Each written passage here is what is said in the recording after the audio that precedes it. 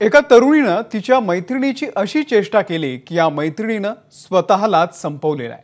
सातारा जिल्ह्यातली ही घटना ऐकाल तर हादरून जाल।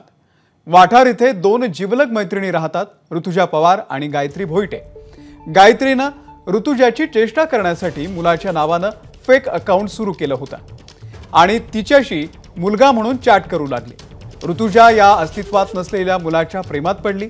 गायत्रीनं कालांतरानं चॅटिंगची वेळही वाढवली। ऋतुजाचं प्रेम खरं होतं, ती खरंच भावनिकरित्या त्या मुलामध्ये गुंतली होती। गायत्री या सगळ्याची मजा घेत होती। काही दिवसांनी गायत्रीनं आणखी एक गुणास्पद गोष्ट केली। कथित मुलाच्या वडिलांचं फेक अकाउंट सुरू करून माझ्या मुलाचा अपघातामध्ये मृत्यू झाला असं सांगितलं। आपलं पहिलं प्रेम नियतीनं असं हिरावून घेतल्याचा धक्का ऋतुजाला सहन झाला नाही आणि तिनं गळफास घेऊन आत्महत्या केली। पोलिसांनी तिचा फोन तपासल्यावरती 2 इंस्टाग्राम अकाउंट सोबत लांब लचक चॅट्स आढळले। सायबर सेलच्या मदतीनं पोलीस गायत्रीपर्यंत पोहोचले आणि मग तिचं बिंग फुटलं। पोलिसांनी गायत्रीला अटक केलेली आहे आणि आता पुढचा तपास सुरू आहे। राहुल तपासे आपले प्रतिनिधी या संदर्भातले अपडेट देतील। राहुल, अत्यंत धक्कादायक असा हा प्रकार आहे, पुढची नेमकी कारवाई आता पोलीस कशी करणार आहेत? अमोल, आपण पाहतोय की युवक वर्ग हा या सोशल मीडियामध्ये कशा पद्धतीने गुरफटत चाललेला आहे। याच अनुषंगाने आता नव्यानं काही करता येऊ शकेल का यासाठीचे प्रयत्न सध्या सातारा जिल्हा पोलीस प्रमुख समीर शेख हे करताना पाहायला मिळतात। या अनुषंगाने मुलांमध्ये एक वेगळ्या पद्धतीचं अवेअरनेस असावा, लोकांमध्ये एक वेगळ्या पद्धतीची जनजागृती करता यावी, यासाठी ते प्रयत्नशील आहेत।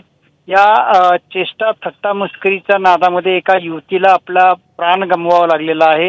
मात्र तिची जी मैत्रीण आहे ती आता गायत्री भोईटे जी आहे ती आता जेलमध्ये आहे, पोलिसांच्या ताब्यात आहे। एकंदरीतच या प्रकरणाचा उलगडा पोलिसांनी केला असला तरी यामध्ये आणखी असे काही घटना घडू नयेत यासाठीचे प्रयत्न आता या युवक वर्गांना वेगळ्या पद्धतीचं मार्गदर्शन करून पोलीस खात्याकडून केलं जाणार आहे।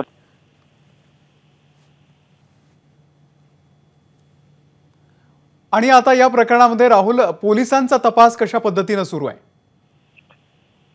यामध्ये आता जी मुलगी आहे, जी आरोपी मुलगी आहे, तिला आता पोलिसांनी ताब्यात घेतलेला आहे। याच्यामध्ये आणखी कोणी आहे का, हिच्यासोबत दुसऱ्या कोण मैत्रिणी आहेत का, हिच्यासोबत ही चेष्टा करण्यासाठी लावण्यासाठी आणखी कोण मैत्रिणींचा सहभाग आहे का, याबाबत सध्या पोलीस तपास करत आहेत।